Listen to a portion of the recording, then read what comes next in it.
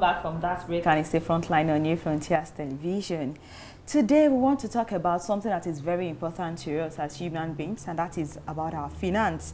We all know that it is important for us that we manage our finance, we live within our means, and that is why I want to talk about it. Even in a struggling economy, how can we live within our means and as much as possible still enjoy ourselves? That is why we have a finance expert this morning in the studio, Mrs. Olufunke Ogunshola. You're welcome on the show, ma'am. Thank you. Yes, we know that living within your means means that you are not doing extra. You know, you are trying as much as possible to curtail whatever you are doing.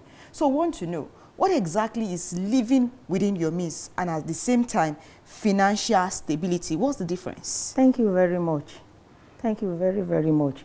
When you say you are living within your means, that means you are not even spending all of your resources. You are not spending all of your income. You have some reserve that you can fall back on later. Living within your means also means that you are avoiding debts.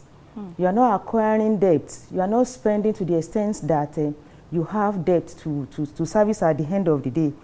Living within your means also means that you prioritize your needs above your wants.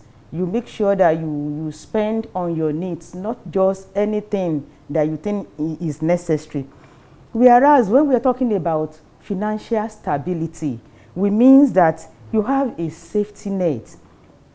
You have a resources that you can fall back on. In fact, after spending, you still have a reserve that you maintain for investment.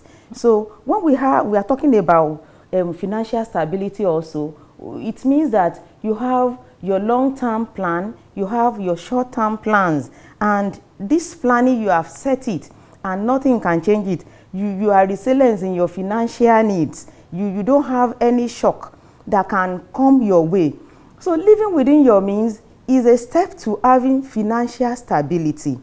They are related, but having financial stability is a way further than living within your means. But when you are living within your means, you are a step to get into financial stability. That is really good. Now, our discussion, living within your means will be concerning, individuals, unmarried individuals and as well as, couples. So as individuals and as well as couples, married people, how can we, determine our means and as well as, create this realistic budget so that maybe at the end of the month, you're able to say, this is what I want to do with my finance. So how can we do that? As individual, singles, and even as married, it's the same thing. The only thing is for married people, they will have to talk together, communicate together, and set these budgets together.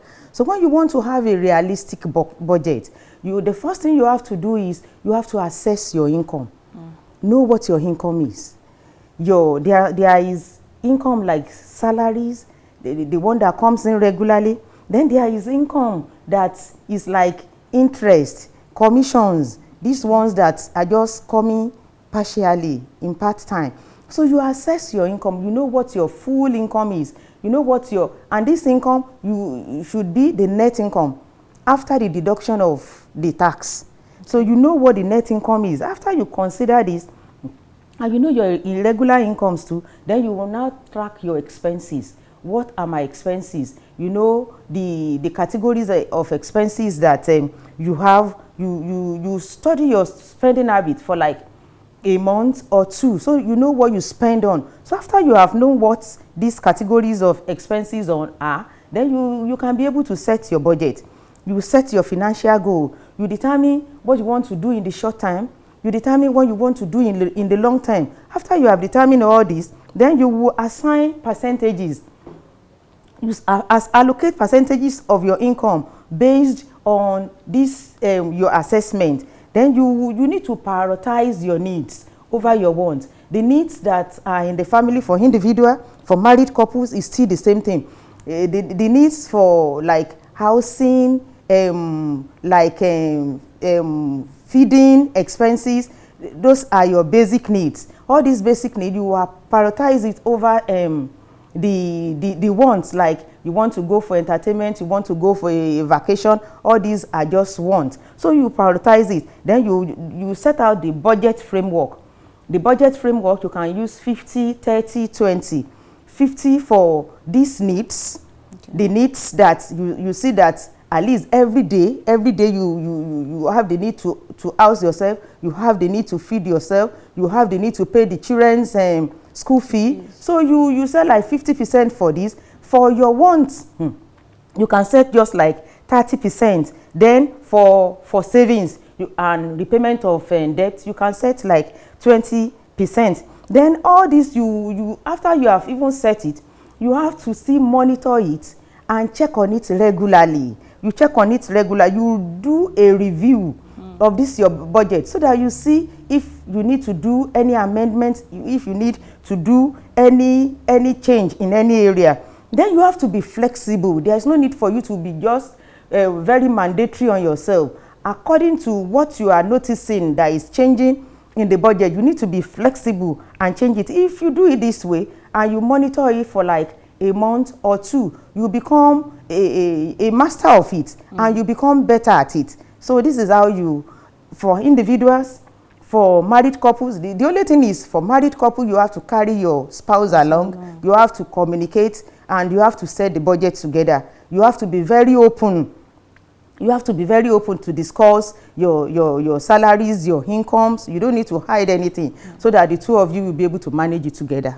Now, let us move to, challenges. Having established the fact that there's a need for us to set a budget in order for us to live within our means and experience financial stability. So what are these challenges that individuals, like in a home, what are the challenges that we face when we are trying to live within our means? There are some challenges that we face. Definitely there are challenges.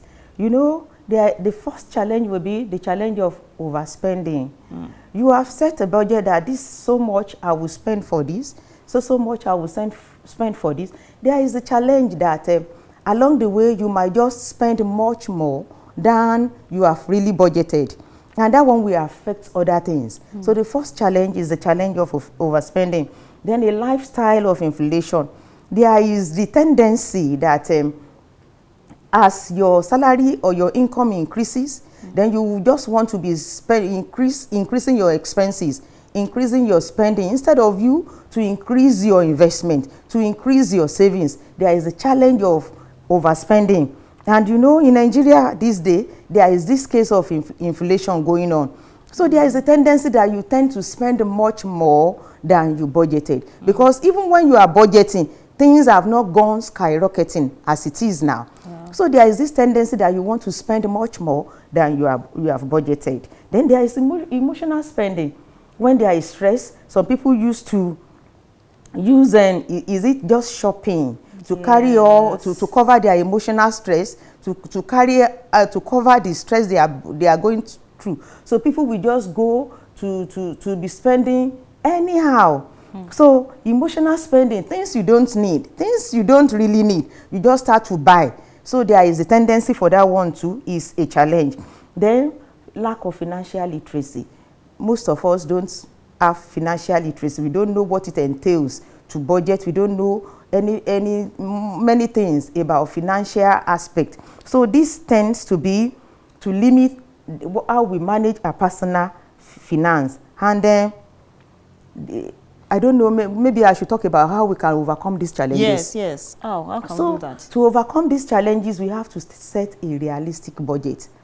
Not just a budget because my friends set a budget like this, me too, I'm going to set my budget like that. No, set a budget that is realistic to me, the one that I know I can accompany, the one that I know I can achieve.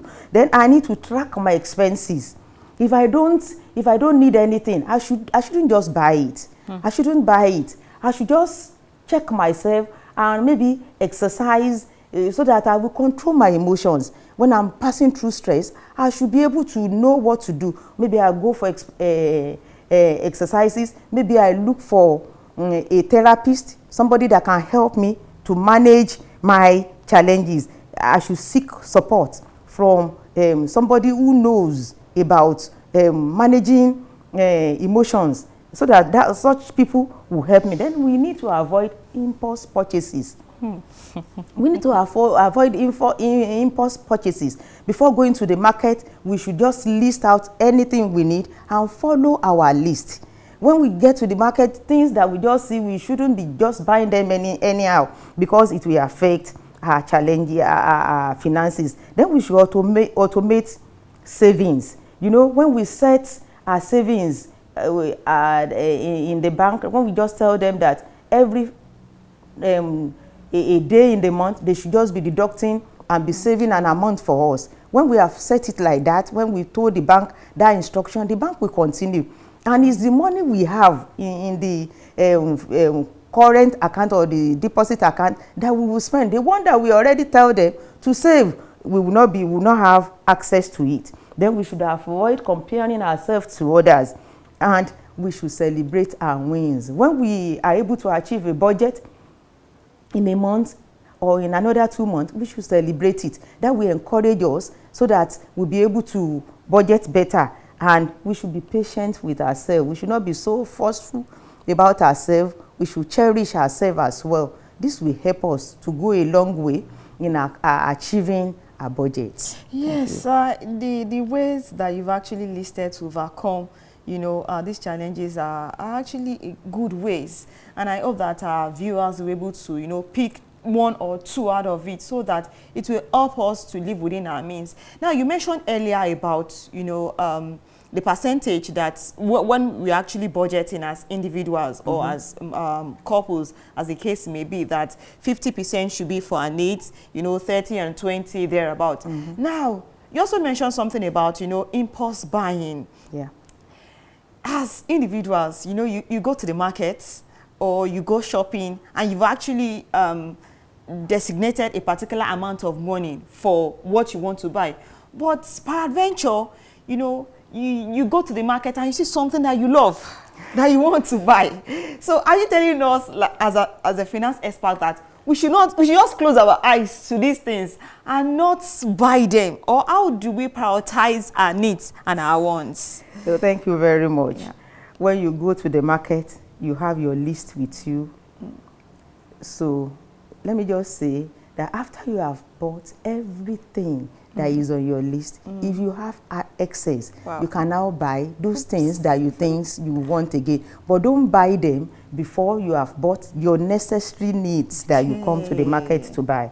Then there is what will help us is that we really identify what is our needs. What is really the need that I have presently? The needs are the expense, the needed expense, the essential expenses, such as housing, food, children's school fee, health care, and utilities. These are needs. These are what you cannot do without in a month. At least you have to do them. Then you need to identify what your wants are. When you are able to know what are my wants, then what are my needs, you know, wants are discretionary expenses, so things that you can do without, like entertainment, like just going out to eat, like going for holidays, like your hobbies. These are your wants. So when you know what your needs, what your wants are, then you need to prioritize. You need a technique, a prioritization technique that will help you. You can use a Maslow technique, Maslow hierarchy.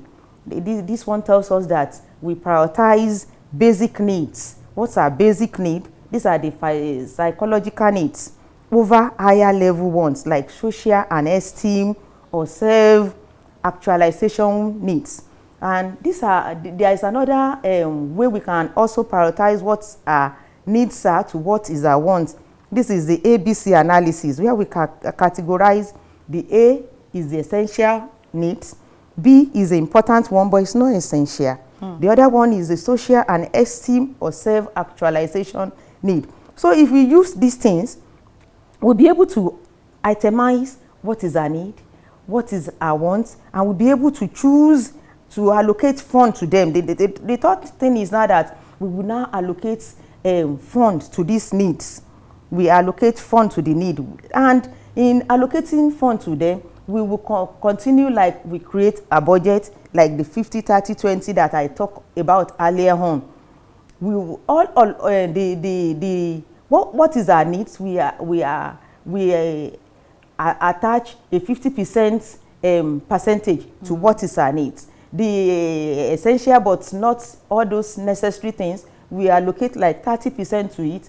Then the one that is not all that essential, we allocate 20% to it, so that we'll be able to manage our resources well. Then we will practice delay gratification. We wait 24 hours before making non-essential purchases, so that we'll be able to determine that these things are not really needed. Then we have we find a free alternative.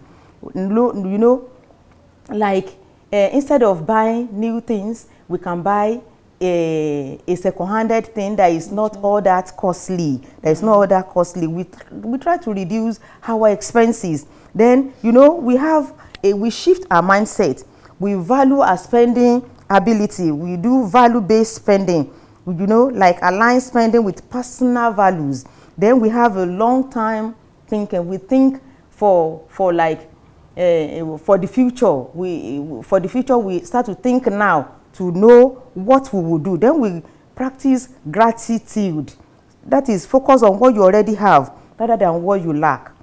Focus on what you have now than what you lack, so that you will not be worrying yourself, so that you will not be thinking about what you lack, that can even lead you into doing impulse buying. So by doing this, we'll be able to focus on our need more than our wants, and this will help us. That is really important. It is important for us to focus on what we have presently than whatever that we lack. Now, as couples, you know, this question is for, you know, married people.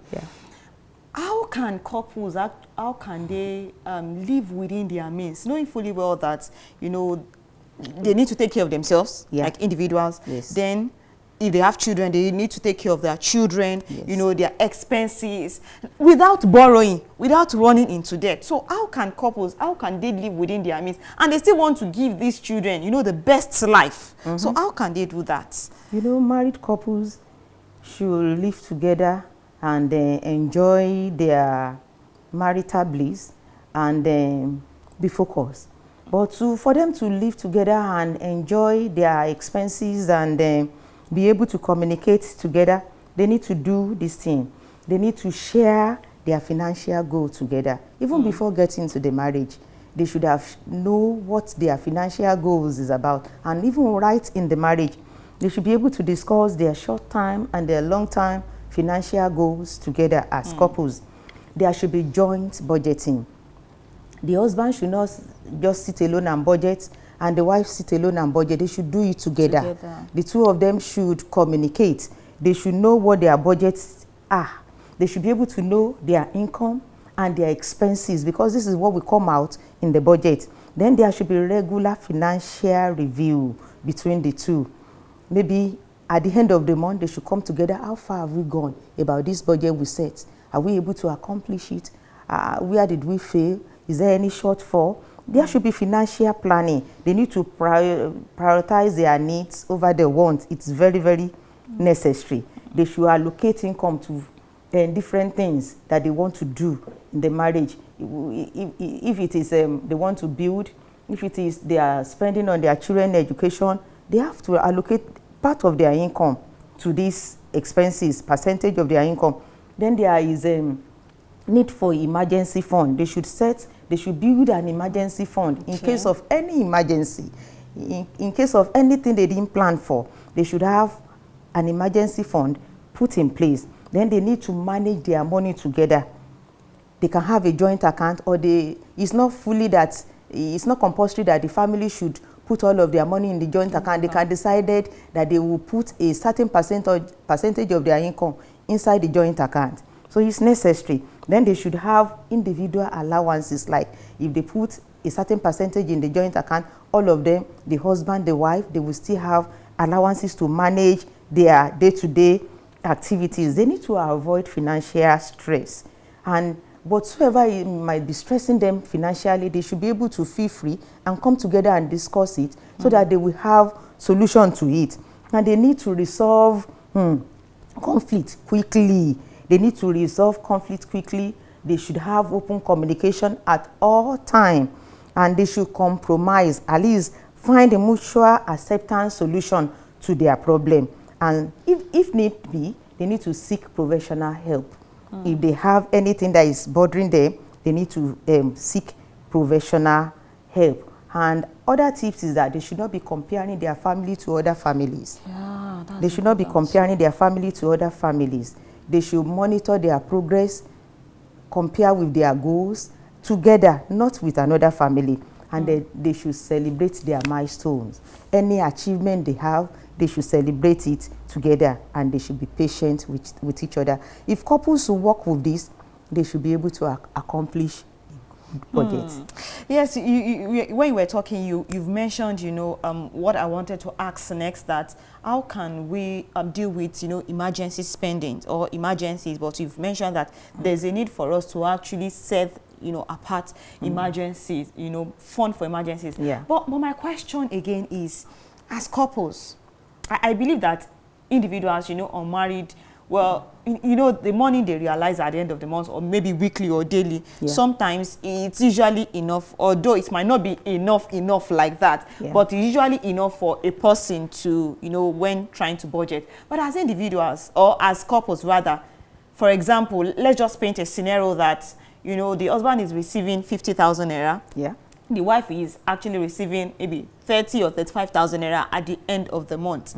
Now, bringing this money together and still catering for the children, and you mentioned that there's a need to also set, funds, for emergency. I would like you to do like a ratio. How can they balance, this? How can they set this ratio? You mentioned the 50% for needs. This 85,000 naira, how can they judiciously manage this, by living within their means and not, looking outside, borrowing, or not incurring more debts? What they will do is they will come together. They will identify what are their expenses, the expenses they need to do in that month. They will identify the expenses. Is it sending the children to school? Definitely they will have to eat. Yes. They will have to go for transportation. The children will go to school. They will have allowances, feeding fee. So they will have to identify all these needs, and this is so much they have. Like I said earlier on, that 50% is for the basic needs. 30% is for the essential, but not other compulsory. Then 20% is for savings. So they will just identify their needs. 50% of it, at least we have to eat, we have to go for transportation, we have to go, we have to send the children to school. It may be small, but they will have to manage. And if they see that these expenses we are going through might not be enough, the only thing they can not do in a month is the 20% that they want to set aside. And it will not be every month they will not be setting aside this 20%. The 20% for the essential, they will set it apart. Then the remaining 20%, they can use that remaining 20% for the 50% need. But it should not be every month that they will be doing that, because they need to send funds aside for emergencies. It's very, very important. They should identify potential emergencies, like, a child getting sick, and it's not planned for, and they need to go and spend on health or insurance, things like that. They have to identify it and set fund apart for it. But the most important thing is open communication. They have to communicate. They have to communicate with each other, the spouse. They need to communicate with each other so that they will see the need for what they are doing. When they see the need for what they are doing, and all of them, they agree together, it is the income is easily managed. Situation like this is easily managed. And if they need any support network, that they need to get support network, they should not be too proud or shy away from seeking the support network. So if they do this, they will be able to accomplish their need. It's still the 50, 20, and 30, 20% that is needed to be put in place. In areas where they may not be able to do it at times, where they spend all of their money without putting the 20% for investments or savings apart, it should not be every month they be doing that. Well, as individuals also, I've been in a situation whereby, you know, I've had privilege to talk with people, and they say that the fact that you are actually, you know, setting apart this particular amount of money, or you are doing like a budget, is as if you are not taking care of yourself. It's as if you are stingy. It's as if you are principled. So how can we take care of ourselves, you know, indulge ourselves?